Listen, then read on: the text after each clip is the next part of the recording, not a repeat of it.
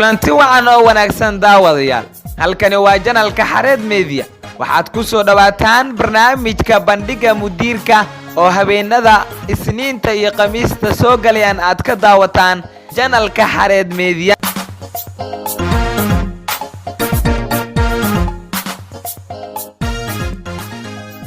daawadayaal waa habeenimo Isniin soo galayso taariikhdan ay ku beegan tahay 5 bisha afraad ee Abriil sanadka 2020 qodobada aad ku daawan doontaan barnaamijka bandhiga mudiirka waxaa ka mid ah 6 dal oo Afrikaan ah oo aan wali laga helin coronavirus 6daas wadan ayaan caawadiisu gudbi doonaa daawadayaal sidoo kale waxaan idin haynaa madaxweynaha Talyaaniga iyo waliba timajaraha khalad falcelin balaaran ka dhaliyay baraha bulshada barnaamijka ayaa kaga bogo dootaan intaasi daawadayaal waa qodobada aan ku qaadaa dhigi doona barnaamijkeena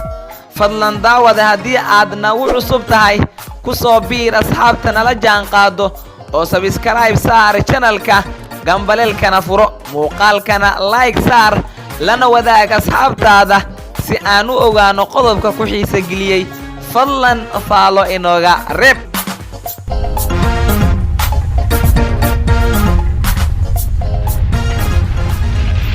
waata daawadayaal markaana barnaamijkan aynu gudgalaynaa qodobka ugu horeeya waxa uu yahay 6 dal oo Afrikaan ah ayaan wali laga helin cudurka coronavirus 6 dal oo kamid ah 54 dal ee qaaradda Afrika ayaa ku jira liiska dalal yar oo farakutiris ah oo wali aan laga soo warin kiisas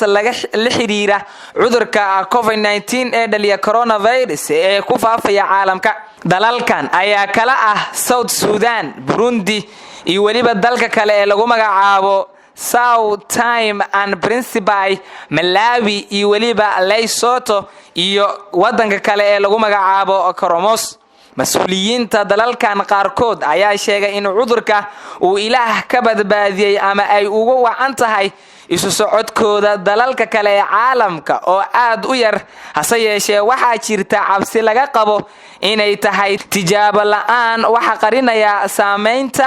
rasmiga ah wadanka koowaad waxa uu yahay South Sudan dalka South Sudan ayaa ka soo kabanaya 6 sano oo dagaal sokeeya ah iyo heer sare oo ah baahi iyo waliba jirooyin oo ay dheer tahay kaabiyaashii oo maqan waxaana khubarada caafimaadka ay ka cabsi qabaan in virusku uu burburin karo Dr. Anko Gordon oo kamid ah dadka mas'uulka looga dhigay dagaalka ka dhanka ah viruskan ayaa sheegay in dalkiisa uu fuliyay kaliya 12 tijaabo oo midkoodna aan laga helin cudurkan waxa uu sheegay in sababta virusku aanu wali u soo gaarin South Sudan lagu micnaan karo xiriirka duulimaad ee dalkan uu la leeyahay caalamka kale oo aad u hooseeya diyaarado aad u kooban ayaa yimaada South Sudan inta badan dalalka uu cudurkan saameeyay ayaa ah kuwa ay keenaan dadka imaanaya dibadda ayuu yiri waxa uu sheegay in walaaca ugu badan uu yahay ajaanibta dalka ku sugan ee u shaqeeya hay'adaha caalamiga ah iyo dadka ka soo gudbaya xuduudaha dalalka diriska ah South Sudan waxay xirtay iskuulada waxay mamnuucday isku imaatinka dadka sida xafladaha arooska tacsiyadaha iyo waliba dhacdooyinka ciyaaraha ayada oo sidoo kalena mamnuucday duulimaadyada dalalka uu cudurka saameeyay wadanka labaad waa dalka Burundi oo isku diyaarinaya doorasho guud oo dhacda bisha May ayaa mas'uuliyiinta waxay sheegeen in aanu cudurka soo gaarin ay ugu mahadcelinayaan Allah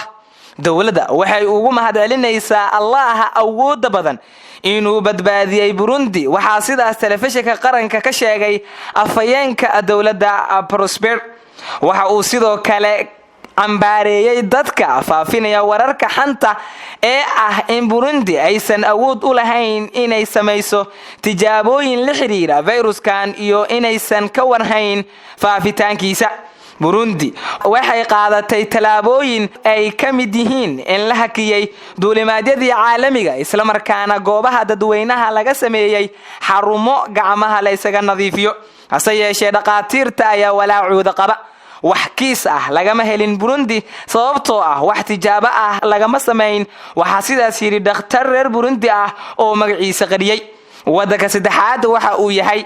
Sao Tome and Principe. Dalka Sao Tome and Principe oo ah jasiirad yar ayaa warin wax kiis ah sababtoo ah ma awoodo inay sameyso baaritaanada cudurka sida ay sheegtay Ani Ansia oo ah wakiilka ururka caafimaadka adduunka ee WHO. Si kastaba ha ahaatee waxaa hadda karantiil ku jira 100 qof oo ka soo laabtay dalal laga diiwaan geliyay kiisas cudurka la xiriira kuwaas oo WHO ay isha ku hayso. Wadanka afraad waxa uu yahay Malawi. Dalka Malawi afayeen u hadlay wasaaradda caafimaadka Joshua Malango ayaa dhinac isaga riixay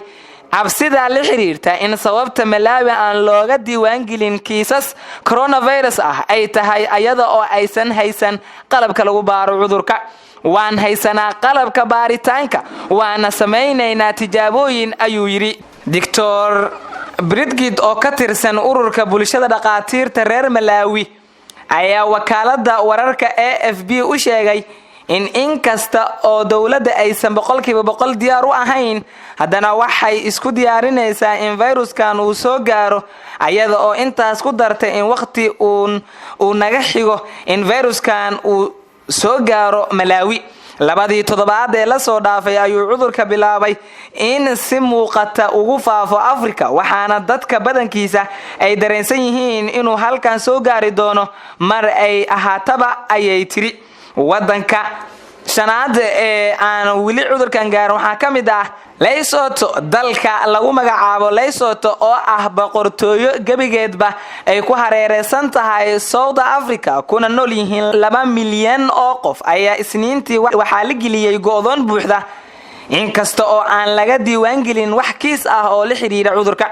Wixii ka horeeyay toddobaadkii tagay dalka ma sameyn wax baaritaan ah oo la xiriira cudurka mana lahayn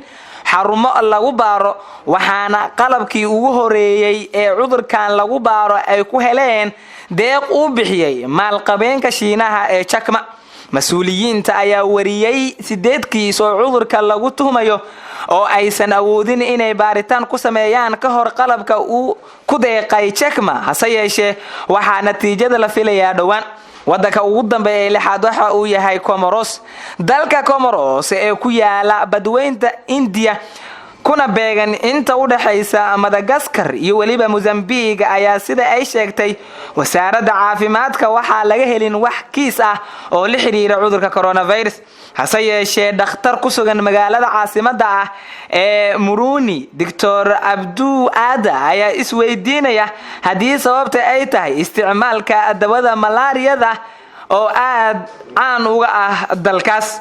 Waxaan aaminsanahay in isticmaalka baahsan ee dawada la dagaalanka malaariyada ay tahay sababta cudurka COVID-19 ka ilaalisay Comoros. waa wax aan shakhsiyan aniga aaminsanahay balse loo baahan yahay in cilmi ahaan loo xaqiijiyo ayuu yiri. waata daawadayaal wili barnaamijka ayaa la socotaan bandhiga mudiirka markaana qodobka ugu dambeeya ayaynu eegaynaa. Madaxweynaha Talyaaniga iyo timajaraha khalad falcelin badan ka dhaliyay baraha bulshada. Madaxweynaha dalka Talyaaniga Sergio Mattarella ayaa dhanka baraha bulshada ay dadku aad ugu hiiliyeen kadib markii uu qirtay in aanu muddo timajara aadin maadaama aanay furnayn ganacsigii aan muhiimka ahayn si loo xakameeyo faafitaanka fayraska corona. xilli uu madaxweynuhu u diyaar garoobayay inuu khudbad shacabka u jeediyo ayaa waxa uu maqlay codka la taliyihiisa Giovanni Garasso oo ka codsanaya in timaha yara toosiyo. Markii uu timaha yara hagaajiyay ayaa waxa uu yiri Giovanni aniga xitaa timajaraha ma aadin. Markii khudbadiisii la diiwaan gelinayay ayaa warbaahinta loo qeybiyay iyadoo aan hadalkaas waxba laga jarin. waxaanu ahaa khalad ka dhacay qasriga madaxtooyada laakiin warkan ayaa farxad geliyay dadka internetka isticmaala baraha bulshada. waxaa ku faafay hashtag Giovanni oo si weyn u baahay. khudbadiisii oo ahayd tii labaad ee uu shacabkiisa u jeediyo tan iyo intii uu fayraska corona ku faafay Talyaaniga ayaa waxa uu aad u amaanay Sergio Mattarella hogaanka Yurub. waxa uu yiri waxaa muhiim ah inaan dhammaanteen fahanno inta ay goorigoor tahay khatarta uu fayraskani ku yahay Yurub. Sergio Mattarella oo ah 78 sano jir ayaa ah shakhsi miisaan iyo shacbiyad ballaaranna ku leh gudaha Talyaaniga. waa tahay daawadayaal gunti iyo gabagabadii barnaamijkeena ayaynu isla soo gaarnay.